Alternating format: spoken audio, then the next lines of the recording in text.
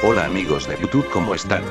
Soy Nico, de la Cosa Nostra, y hoy les traigo el experimento ruso del sueño. Bueno, empecemos.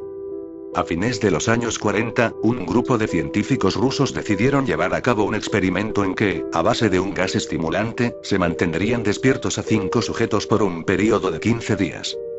Primeramente, los 5 individuos fueron conducidos a un entorno cerrado a fin de que se pudiese monitorear el empleo de oxígeno, ya que el gas estimulante resultaba letal en elevadas concentraciones.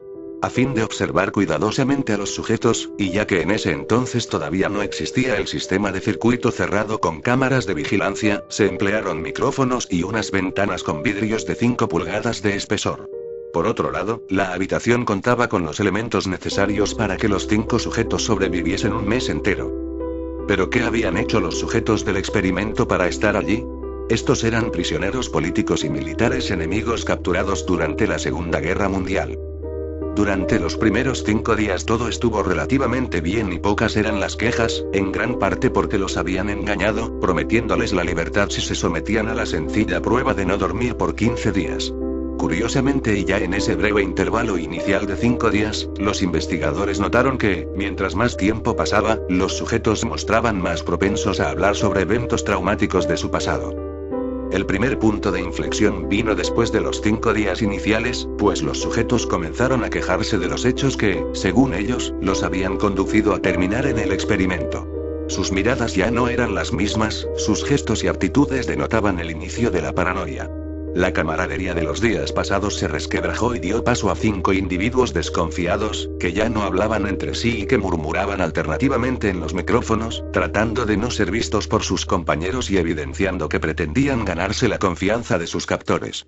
En opinión de los científicos, los cambios conductuales de los sujetos eran un efecto del gas y la privación de sueño.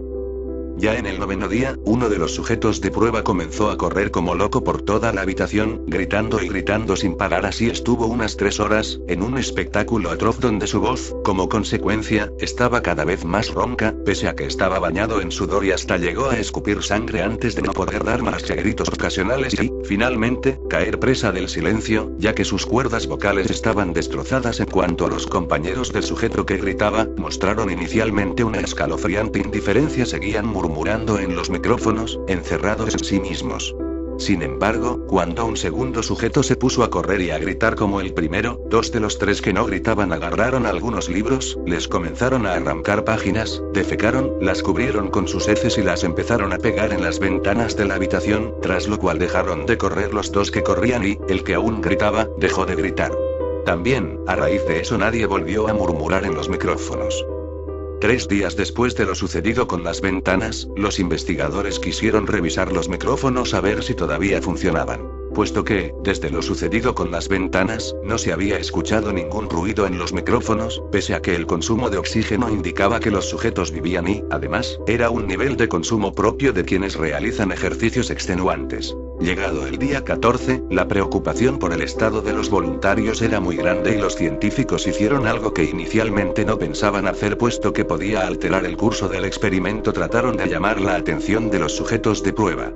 Para ese fin, emplearon un intercomunicador, quienes en ese momento escucharon una voz fría y autoritaria que les decía: abriremos el cuarto para comprobar el estado de los micrófonos.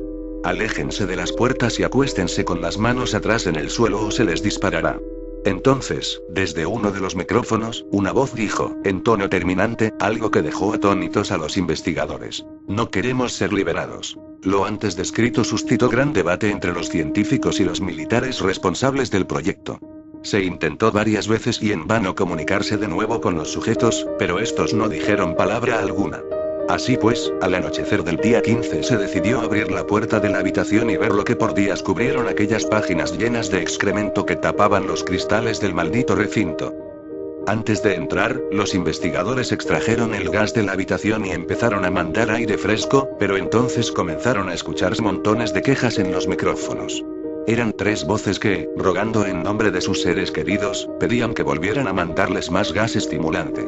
Sin embargo, el suministro de gas no se repuso y, cuando por fin abrieron la puerta, los sujetos de prueba vociferaron, con excepción del que tenía dañadas las cuerdas vocales, los alaridos más fuertes y espantosos que jamás habían escuchado en toda su vida aquellos aterrorizados soldados. Y es que nada se equiparaba al horror dantesco que tenían enfrente. Gran parte de la comida no había sido tocada en lo más mínimo. Todo el suelo estaba cubierto de una repugnante mezcla de sangre, agua, heces, orina, ya que el hueco de drenaje, que estaba en el centro de la habitación, había sido tapado con trozos de carne de las costillas y pantorrillas del sujeto muerto, cuyo cadáver yacía arrimado en una esquina, con la boca abierta, la cabeza ladeada, y la mirada inerte, con un inusual gesto que parecía congelar la experiencia de quien ha alcanzado la cima del tormento. En cuanto a los supervivientes, estaban en tales condiciones que habrían hecho parecer criaturas de aspecto afable a los zombies. Se notaba que se habían arrancado pedazos de piel y carne con sus propias manos, ya que las puntas de sus dedos estaban destrozadas, y el hueso estaba expuesto en zonas donde no habrían podido sacar carne con sus propios dientes.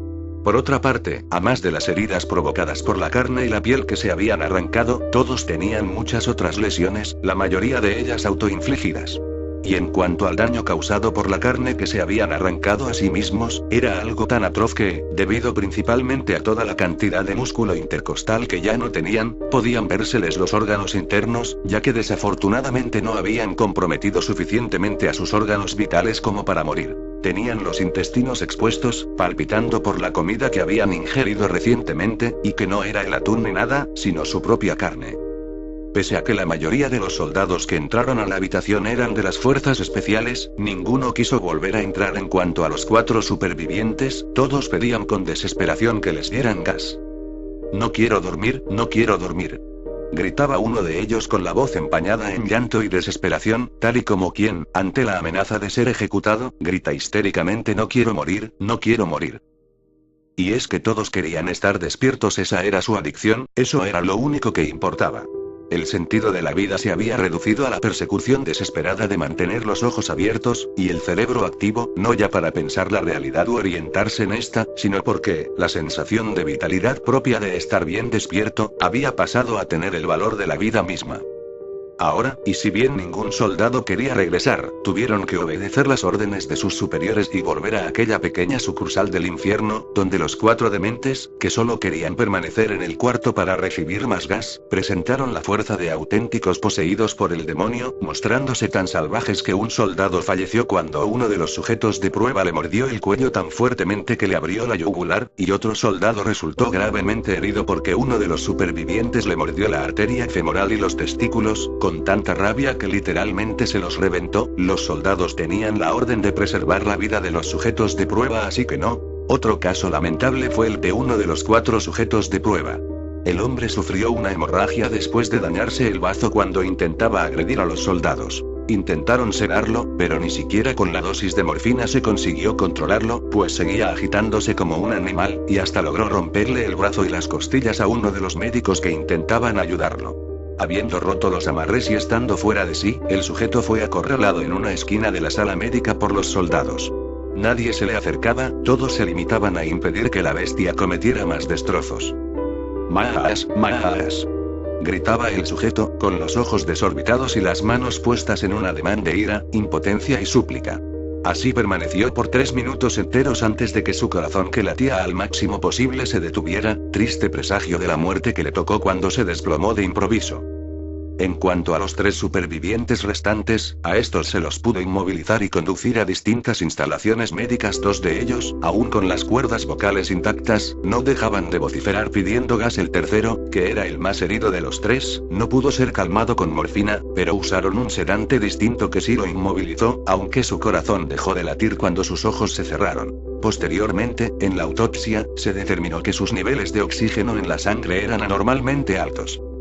Otro de los sujetos, aquel que tenía destruidas las cuerdas vocales, giraba la cabeza en señal de negación cuando plantearon ponerle gas anestésico.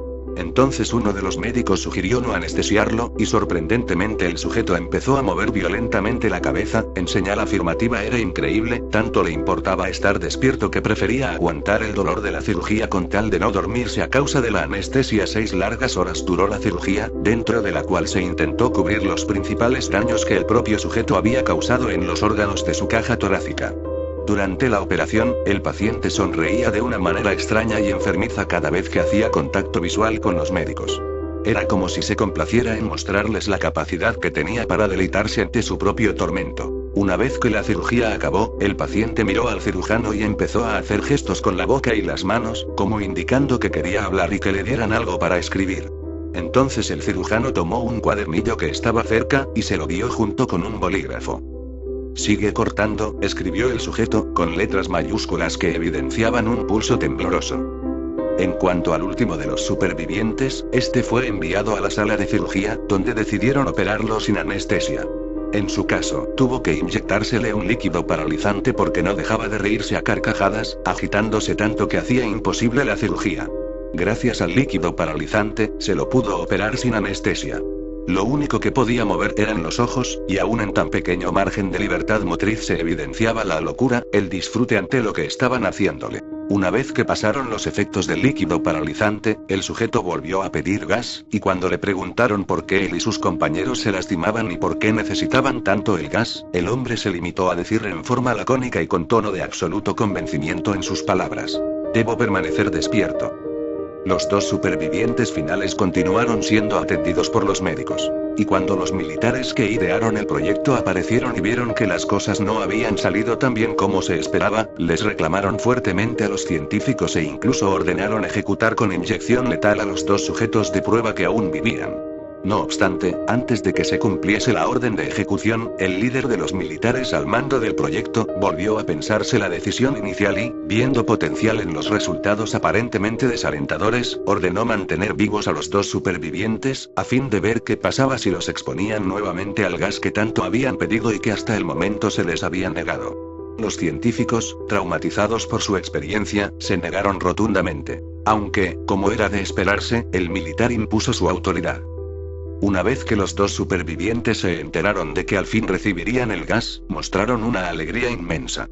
Hasta el momento, se las habían ingeniado para permanecer despiertos. Uno de ellos cantaba. El otro, que tenía dañadas las cuerdas vocales, se la pasaba dibujando y, cuando el sueño parecía vencerle, se mordía la boca hasta sangrar. Este último, el mudo, puso una sonrisa de alucinado cuando se enteró de que le darían gas, una sonrisa amplia, simétrica, de oreja a oreja. Antes de ser reintroducidos en la habitación, a los prisioneros se les colocaron medidores de ondas cerebrales. Sorprendentemente, las ondas se mostraban normales casi todo el tiempo, aunque con breves líneas rectas que después desaparecían, y que eran semejantes a las experimentadas durante la muerte cerebral.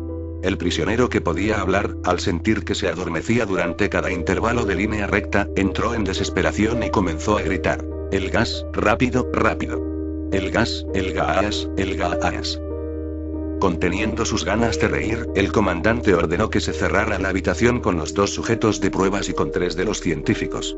Al escuchar la orden, 2 de los científicos sospecharon que los dejarían allí adentro por varios días, pero más se inclinaron a pensar que era algo momentáneo y que además los 2 sujetos de pruebas no se mostrarían violentos porque tendrían el ansiado gas. Sin embargo, el tercer científico desconfió de los militares por su perversa mente y pensó: «No, no estás bromeando, bastardo». Entonces, antes de que se cerrara la puerta y llegaran 3 soldados que el comandante había llamado por radio, reparó en que el soldado escolta había dejado en una silla su revólver, y temblando de ira lo tomó, le disparó al comandante, después le voló la cabeza al prisionero mudo y se puso en una esquina, apuntando al único sujeto de prueba que quedaba y aprovechando que los otros 2 científicos habían huido y el soldado escolta también, casi seguramente porque no quería matar ni morir. «No me encerrarán con esta cosa. No contigo. ¿Qué eres?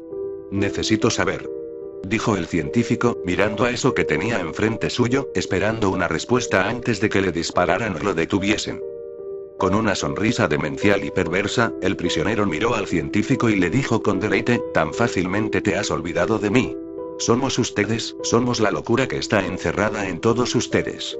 Somos la locura que ruega por libertad en cada momento de sus vidas, desde lo más profundo de sus mentes.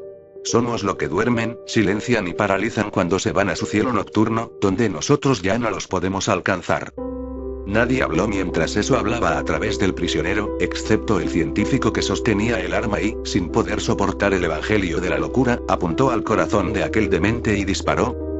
Casi tan libre, le escuchó musitar, sin creérselo porque acababa de destrozarle el corazón y allí, en la sala de control, sus compañeros veían que la pantalla de actividad cerebral no mostraba señal alguna de vida. Eso que habló ante el asombro de todos había callado por fin, pero solo en los labios del pobre sujeto, pero no en las mentes de los investigadores y de los soldados.